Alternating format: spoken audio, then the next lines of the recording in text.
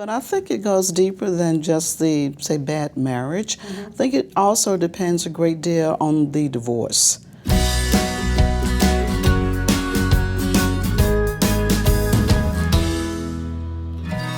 According to Scientific American magazine, 1.5 million parents get divorced each year, leaving children in the wake of their mess. So when it comes to finding love later in life, what impact does a parental divorce have on those kids' chances at finding love?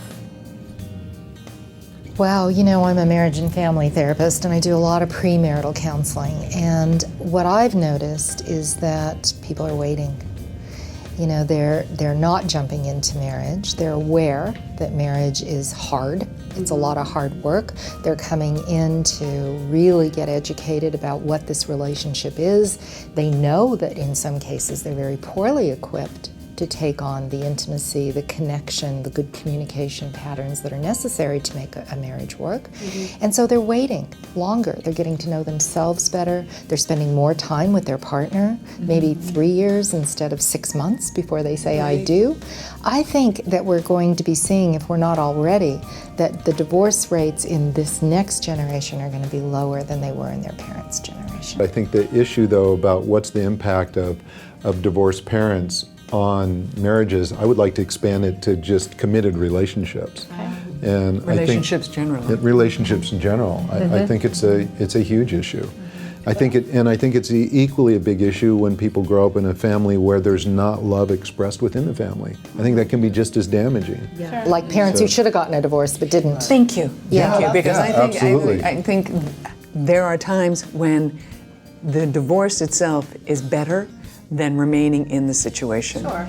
And I've watched people time after time where they're staying because of the children. And I said, look, what messages and what lessons are you giving them about relationships?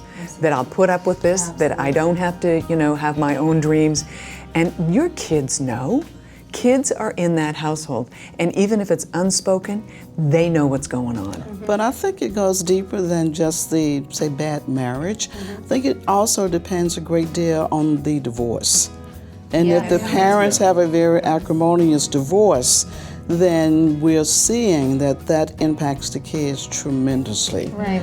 And Judith Wallerstein, I don't know if you've read any of her work or not, she engaged in a longitudinal study, and she published a book at the end of 30 years of working with children that were joint custody and they had acrimonious relationships with their parents, and then she did at 40 years of follow-up.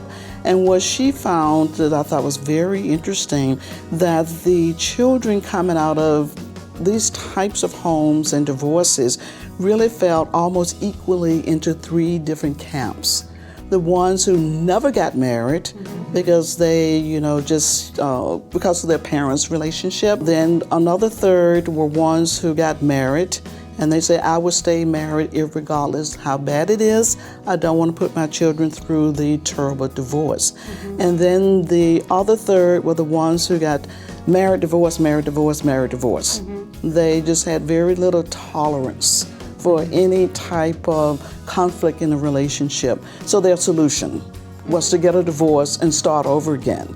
It really makes a difference if there is a divorced parents that they have a quality relationship that they're maintaining, and they're working together in how the kids are raised, even though the kid might be with them for 1 week, 1 week you. One of the things I do is I work with couples in these intensives where they come for a full day or for 2 full days when they're divorcing to really let go of the emotional acrimony, the confusion, the anger, the resentment that they feel, so that they can get on with the important task of co-parenting. And when they can do that, the children are not that damaged, the research shows. So if we don't want to leave our children in the wake of our divorces, we have to act as adults and remember that those kids are sort of at the center of our lives and that they deserve, the best role models we can be. And the only way we can be healthy role models is to learn why we got in these relationships in the first place so we don't repeat them.